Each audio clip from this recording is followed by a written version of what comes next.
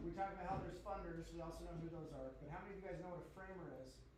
A framer is just as important in the success of your startup. These are the experts, these are the advisors, these are the service organizations that help. If the founder builds the foundation, the framers help to build the framing on top of that. They help the startup stand up. So I want to introduce you guys a good friend of mine, full stack developer, Mr. Rick, and he's going to tell you a little bit about some of the things we have cooking. And before we get into that, the reason Rick and I became friends is because I'm talking to Rick, and I'm like, oh, okay, cool. And I told him about the funding platform that we're building out to automate the fundraising process. And then I realized that he's helping 6 different startups raise money. And I'm like, what's a full stack developer doing helping founders raise money? 6 of them at the same time. You're crazy. I'm crazy, yes, I am. But so yeah, Kurt, thanks for the intro.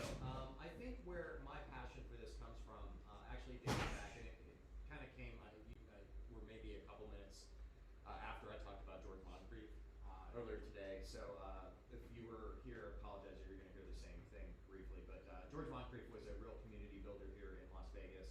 I met him in 2011 at kind of almost a precursor event to Tech Alley called the Vegas Jelly. He talked to Josh Levitt about Tech Alley. He will mention that Vegas Jelly was sort of one of his inspirations. And at that event, I had already, by that time, I was working at Zappos, but I had co-founded a couple of startups.